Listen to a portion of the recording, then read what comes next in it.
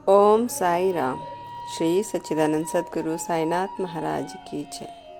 मैं साई रीना, साई लाडली रीना चैनल में आप सभी भक्तों का स्वागत करती हूँ।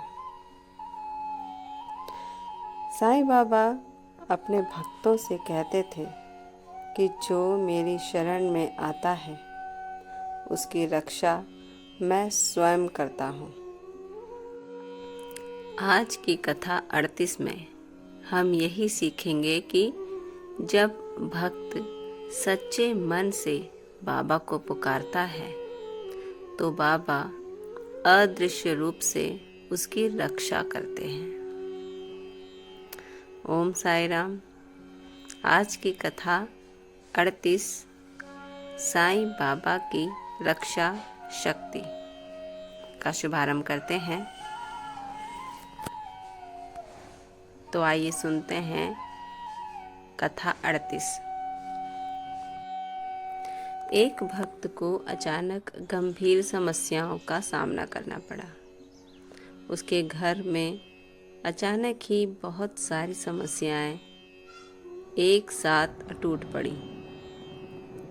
घर में बीमारी, आर्थिक संकट और मन में डर का साया।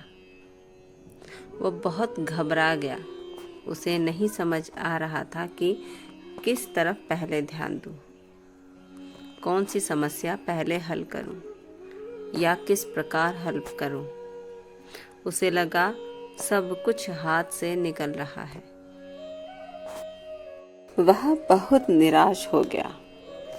उसे बस बाबा का ही एक स्मरण आया और निराश होकर उसने बाबा की तस्वीर के सामने एक दीपक जलाया और तस्वीर के सामने रोते हुए उसने कहा, बाबा अब आप ही सहारा हो।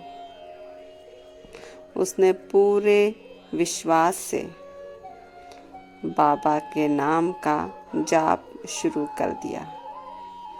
ओम साई राम, ओम साई राम, ओम साई राम।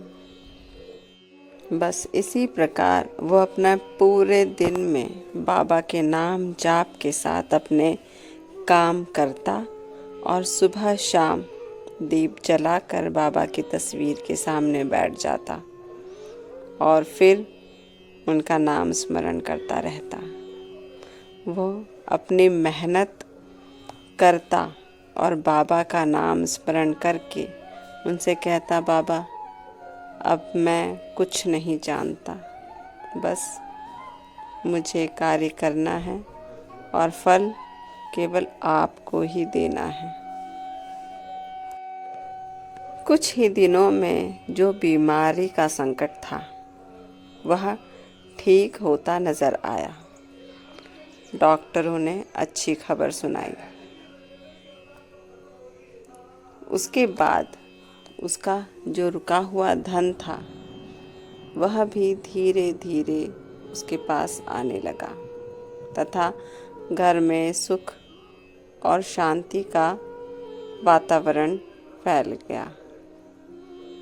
इस प्रकार बाबा के नाम जाप करते करते उसने अपने कार्य किए और ईश्वर भक्ति के साथ ही अपने सभी संकटों को दूर किया। और भक्त समझ गया कि यह सब बाबा की रक्षा शक्ति का परिणाम है। पूरा दिन वह साईं बाबा का मुखमंडल अपने स्मरण में रखता और ओम साई राम नाम जाप करता।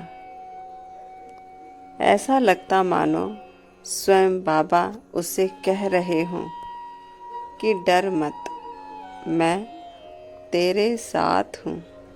बस इस तरह से स्मरण करते करते उसे अंदर से ही एक मनोबल मिलता जिससे वह अपने संकटों को भूलकर अपने कार्य करता और फल बाबा पर छोड़ देता।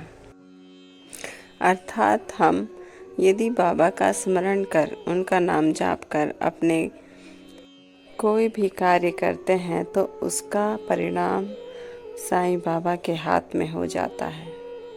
हमें परिणाम की चिंता करने की कोई आवश्यकता नहीं है।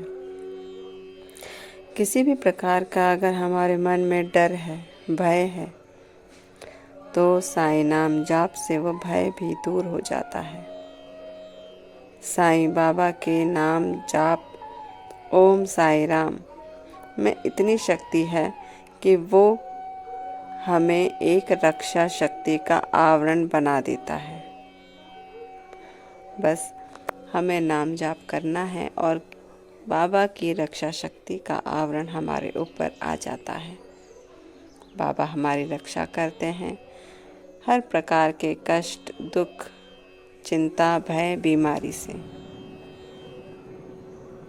इस कथा से हमें सीख मिलती है कि भय में भी विश्वास ना छोड़ें।